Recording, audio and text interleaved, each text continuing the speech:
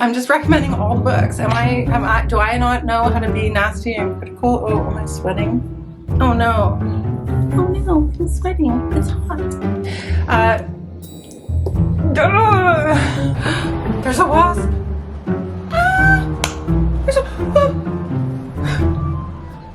Lola, are you gonna get the wasp for me? I'm scared. Can you guys hear the person practicing their instrument outside?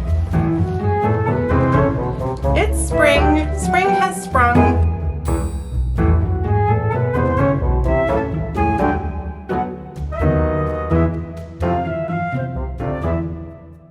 Hi everyone, it's me, Jess. I'm sitting on my floor by my open door.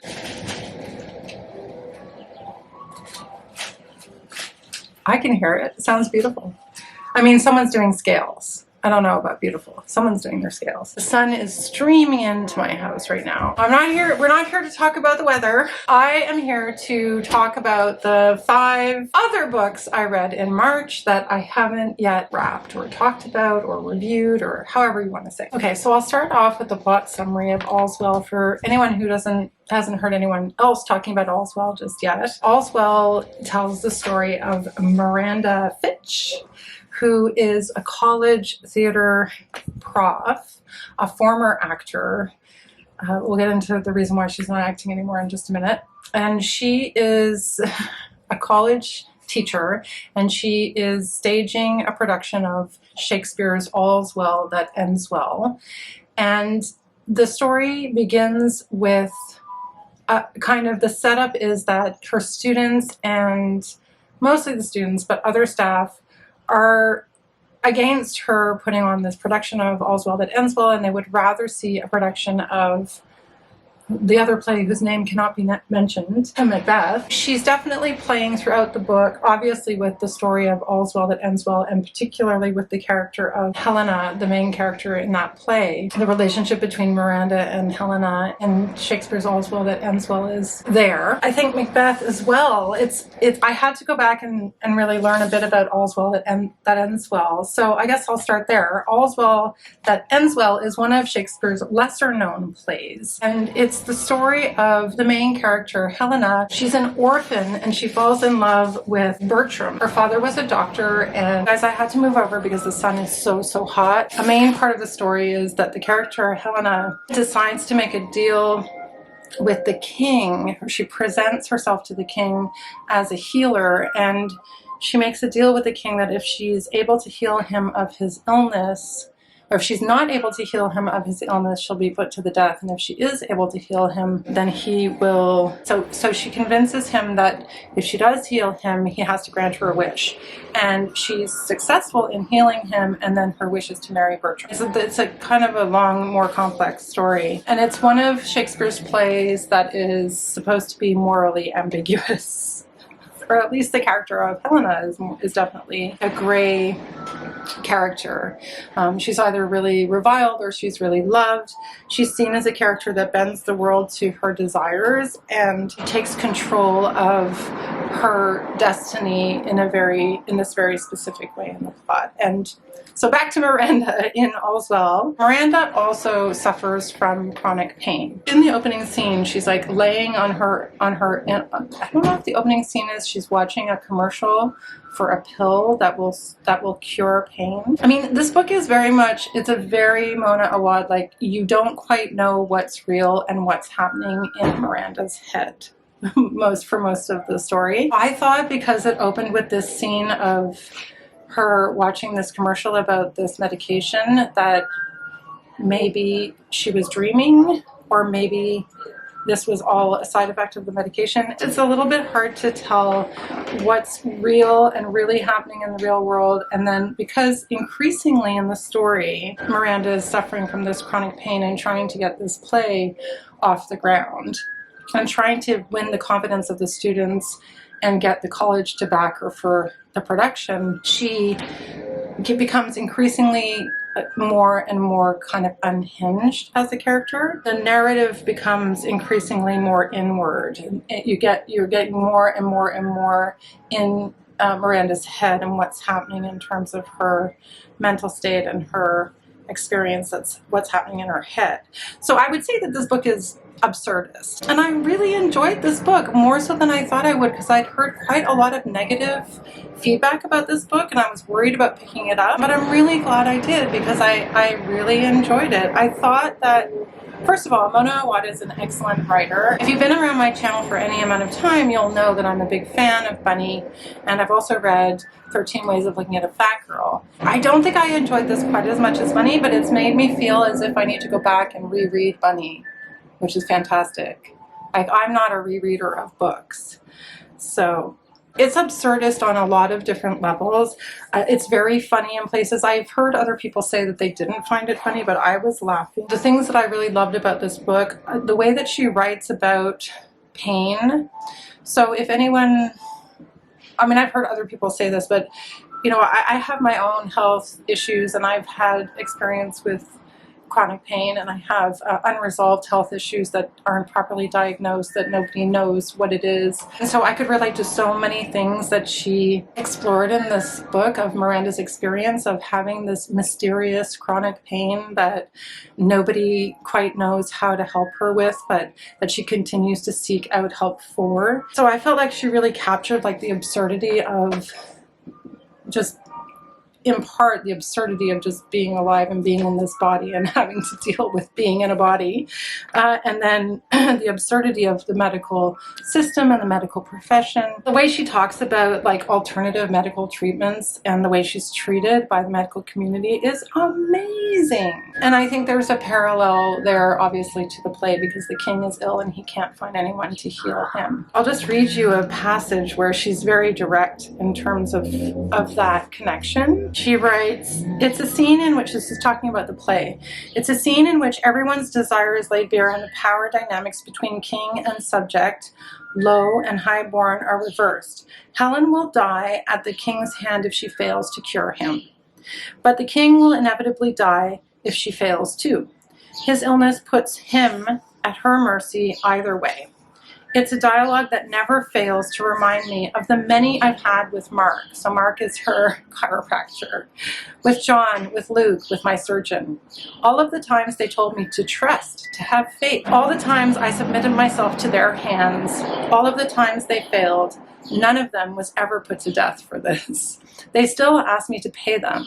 I was no king. I think she's done such an amazing job of just pointing out the vulnerability of people to the medical system, to these alternative healers, and just the vulnerability that people in pain have. There's a lot of other comments that she makes about the experience of chronic pain, having to convince people that it's real, people not believing that it's real, how pervasive it is, how it just never leaves you alone, how unpredictable it is. So Miranda fell off the stage, the origin of her injury, and it stopped her from being able to continue as an actor. So the way that she wrote about chronic pain is really well realized in this book. The presence of the pain being so exhausting, you just get so exhausted by this character and you get so exhausted from being in her head. I got to learn about a really obscure Shakespeare play. I would really recommend it. Also, it's set in college, so it's got all of those elements that were there in Bunny, sort of petty politics and relationships with students in this case. Her ideas about art and what she wants to do with this play, and this idea that her art can only be supported with the support of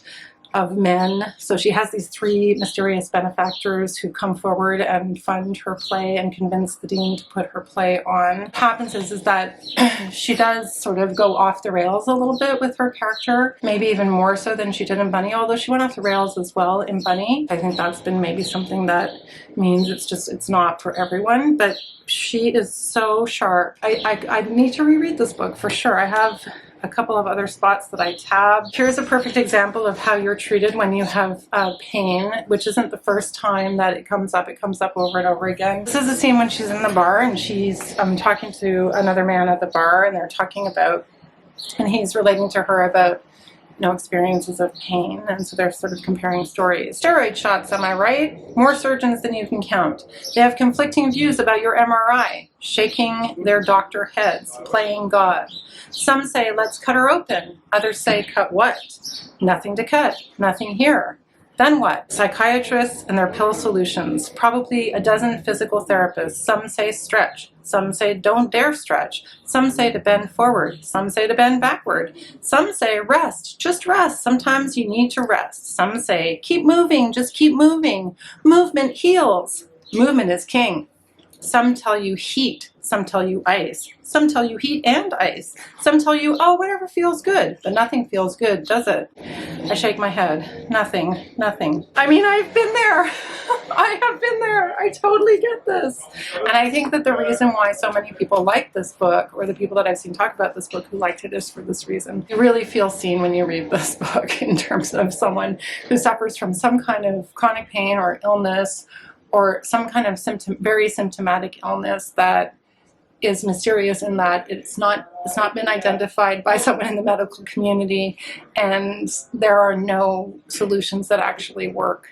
It doesn't have any rhyme or reason, and eventually you're told it's all in your head. So yeah, I love this book so much. I could make these standalone reviews, but I don't know, kind of like the part 1, part 2 wrap up. Let me know in the comments below what your preferences might be for how I do my wrap ups. Sorry for all the traffic noise. It's very hot in my apartment, and it's really nice to have the door open. So I'm leaving it open, and I'm like sweating bullets. I'm sweating, you guys, like it's summer today. What is the temperature today? 23 degrees right now in Montreal. And I'm just sweating. I'm schwitzing. Next up is Hilary St. John Mandel, Sea of Tranquility. I don't know what more I can add to the conversation about Hilary St. John Mandel. I am a fan. I'm a big fan of hers. Her writing is fantastic. Sea of Tranquility isn't my favorite of the 3 books that I've read. Mind you, I read Station 11 such a long time ago that this just made me want to go back and read Station 11 again. What I really admire about Hilary St. John Mandel is that she has been able now to write 3 books that are standalone books that have characters in common, and there are narrative elements that are woven through the books, but you don't need to have read any of the other books to appreciate, for example, Sea of Tranquility. So I just really admire that. I think that's really interesting, and I'm curious what the 4th book is going to be and how far she's kind of going to take the themes that she's been exploring in all of these books. All 3 books are a bit different, I will say. Like, this doesn't have as much, it's not as dense as The Glass Hotel was. I feel like it was lighter, maybe not as meaty in a certain way. I still really did enjoy it, and it was so well written in that it was just, you're led through the story very easily. I just enjoyed the pacing of it. I thought it was really well written. If you don't know already, The Sea of Tranquility is a story that is told from about several different characters in several different time periods, going all the way forward to 2401 on a moon colony where we have a scientist who is working on time travel. So it's a time travel story, but it's quite well done. So I think there's a bit of autofiction here. One of the characters, Olive Llewellyn, is out on a book tour. She lives on the moon, one of the moon colonies, and she's gone back to Earth, and she's on a book tour. And she's talking about her novel, a pandemic novel. So I thought that was really fun and interesting because it's obviously written from some of Mandel's own experiences. And so that was quite enjoyable. It wasn't amazing, but I definitely liked it. So a good, solid, enjoyable read. So many meta links between the different characters and the different books. And then the themes of, I think something that she does well is sort of puts it in perspective in terms of like your fate and what your life is, what the meaning of your life has. And then she has all of these great characters that do questionable things, but do they do questionable things for the right reasons? I've heard people say that this book was too complicated and that they got confused by it, but I didn't find the book really confusing. And for the time that I was unsure, I really trust Emily St. John Mandel as a writer because of having read her other books, and I just went with it and stayed with it, and I'm really glad I did because she ties it up, like everything that has a reason and an explanation, and it's not super obvious, and so it was very satisfying. I found this book to be very satisfying, and I definitely recommend it. I really loved Love in a Cold Climate. I've never read any Nancy Mitford before. Nancy Mitford was one of my mom's favorite writers, and she left Jessica Mitford's Hans and Rebels book in a kind of a packet, a time capsule that she put together for me when I was young. And I haven't read Hans and Rebels, and I don't really even know that much about it, but I thought I would start with a more popular Nancy Mitford. So this is written in 1949. It's really interesting, the prologue to this book. I really believe that this is what I really think that this is what you should do with an older classic. I'm not sure if it's like, some people might think it's a cop-out, but it reads, in this book are some expressions and depictions of prejudices that were commonplace in British society at the time it was written. These prejudices were wrong then and are wrong today. We are printing the novel as it was originally published because to make changes would be the same as pretending these prejudices never existed. And like, I 100% agree with that approach. Like, I think that's a good way to frame some of the prejudices that are there. Acknowledging that this was written in a different time, that we've evolved, maybe not as much as we would have hoped, but that we've evolved in some ways, and to read it keeping that in mind. I just laughed so much for this book. Like, this book was hilarious, and what I found about Nancy Mitford's writing is that she's writing about this really aristocratic family in this really aristocratic family environment, and they're absolutely ridiculous. Like, there's no way that you can take them seriously the way she writes them, which I just loved. So this is a companion to The Pursuit of Love, which I also haven't read, but the characters are different. I think it's supposed to be, actually, rather than being a sequel or like in a trilogy, it's supposed to be like a subplot, or like a, I don't know how to describe that, but it's like the characters are in like a subplot to the characters in The Pursuit of Love. Our narrator is Fanny, who tells the story of Polly, a far relation on her father's side. Polly, whose full name is Leopoldina, I just can't get over that, Leopoldina. I mean, I shouldn't be laughing at her name, is that rude? It's just such an extravagant name. She is the daughter of the Earl of Montdor, which is a made-up aristocrat, but a lot of this, I guess, might have been based on Nancy Mitford's own family. I don't know that much about Nancy Mitford, but I'm curious to find out more. So Fanny goes to visit them in Hampton after the Montdors have returned from India. Apparently, so you know, it's at the time of all the coming out, and marriage is the big aspiration still at this time, and Polly had come out in India. And so Polly is just not interested at all in getting married. Like, she could care less about marriage. I'm sorry, I'm sweating. We later come to find out why that is the case, because scandal breaks when her aunt dies and Polly admits to be in love with her uncle, Boy Dugdale, the lecherous lecturer, and of course just craziness ensues. There's another character named Cedric, who is like the long lost relation who's living in Nova Scotia, which I thought was so cool because I'm from Nova Scotia. He comes to claim his inheritance because Polly is left out of her inheritance for this scandalous relationship that she has with her uncle. I really, really enjoyed it, and it was really a nice, light kind of antidote to some of the heavier reads that I read in March. So I just really enjoyed it so much. The characters are hilarious, especially Lady Montdor. Lady Montdor and Boy are just set up to be ridiculed or ridiculous. They're shown to be completely absurd. Lady Montdor is relentlessly rude. She's so rude and ignorant and snobbish and self-centered and narcissistic. Wicked humor and gossipy kind of narrative, and I just really, really enjoyed it. I read a quote that Alan Cumming said about Nancy Mitford. He said, "She is throwing open the door to the zoo and letting us watch the animals," and that's exactly what it felt like to read this book. So I'm really happy that I bought this, and I really enjoyed reading it. So I think I'll probably try to read Pursuit of Love as well, or maybe some of her other books. I'm sorry, I'm trying to get out of the sun. The next book I'm going to talk about also kind of blew my mind. The next book I'm going to talk about is Tell Me I'm Worthless by Allison Rumfitt. wow, wow, wow, wow, wow, wow. If you like horror, I truly recommend that you read this book. I'm just going to change the camera angle. That's a bit better. Sorry for the angle switch up, but I'm just trying to get my face out of the sun. This is such a good book, but it's very intense. So I guess first off, I'll just say, read the trigger warnings before you read this book.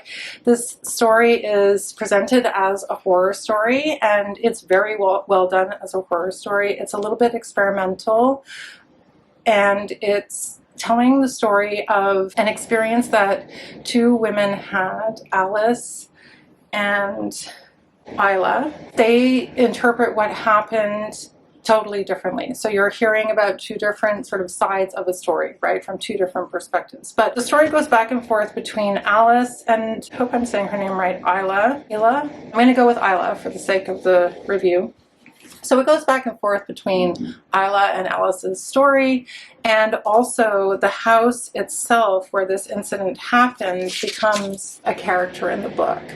So she's very inspired or influenced by several different books, but she does talk about The Haunting of Hill House, and the house itself is a character in the book. It's a house that was built a long time ago. It's called Albion, and Albion is the way the Greeks used to refer to England in the 4th century BC. So Alice's story is the first story, and it's actually a story where she's out at a party and she brings a date home with her, and it's about how the poster on her wall of a musician, I'm pretty sure it's supposed to be Morrissey, has now become a fascist.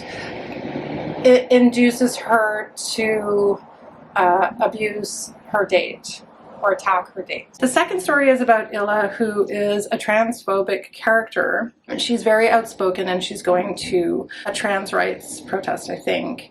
And Illa claims that Alice raped her, and Alice claims that Illa attacked and abused her. So both were attacked by one another in this haunted house where they were squatting. So that's basically the premise of the story, and they both meet and they go back to the scene of the crime, and it's scary. It's graphic. It's violent. It's disturbing. It's really horrifying, the things that take place in this book. So in that way, it's a bit of a harrowing read. I think you need to be prepared for that, and I can see why some people might be turned off by the intensity of it. It also is talking about how the patriarchy tells us how to be in the system and how it pits it pits us against each other. Because they were friends before all of this, these two women. Just to get a sense of the writing, Albion, so we're talking about the house, so this is a chapter about the house. It reads, "Before the house was built, it existed. The ground that they grew it on was all wrong. Far beneath the trees, corpses lay, which were older than God. And so when they raised the house, it was already there in a way, fully formed, ready, ravenous. No live organism can continue to exist compassionately under conditions of absolute fascism. Even the birds in Italy under Mussolini were observed to take part in rallies and violence. Albion, not compassionate, not sane, stood ringed by a tangled forest, holding inside, however messily, its overpowering ideology. It had stood so for 100 years, but would only stand for one more before it entered into the long process of becoming something else, at the end of which it was hoped it would seem to all the world that it had always been that way." So the house represents fascism. It represents the ideology. It represents this idea that we cannot thrive under this kind of ideology, and that kind of ideology continues to persist. Like she says at one point, it doesn't matter that the Nazis didn't win the war because fascism as an ideology continues to prevail. Okay, so that's the overarching idea that she's working with in the package of a haunted house story. I can't say enough about this book. Glad that I read this for the Trans Rights Readathon, and I guess I'm including it for Trans Girl April. I'm hoping to get to another trans author's book, Nevada, but I might not. So anyway, I'm so glad I read it. I'm so glad. I'm so glad. I really think that if you can handle some horror and you can handle some violence this is a really important book to read, and it's so experimental. There's one part where I don't want to give away any of the story, but there's one part where they're in the house and there's a perspective, two seemingly real things take place, and it's told, she says, through one of my eyes I saw this, and through another of my eyes I saw this. So there's a third character, Hannah, which I'm not even going to talk about what happens with Hannah because it's a big part of the book, but it says right here, you can see, sorry for the sun, it says, in one eye Hannah saw, in one eye Hannah saw, and then it continues on with the two versions of the story like that. Oh, it's so well done. It was so well done. It was very innovative, and I really was impressed with this book. As good or better as most of the literary fiction that I've been reading. So please check it out. Okay, so as I creepily move around my floor away from the sun's glare, I'm going to shift one more time here, and I'll talk about the last book for this wrap up, and then go take a shower because I am so sweaty. This is the last book I wanted to talk about. It's just a little sweet, wonderful little lyrical book called The Book of Wings by Tawhida, Tanya Evanson. I hope I'm saying her name right. Sorry, now there's drilling outside, so we're getting all the outside noises.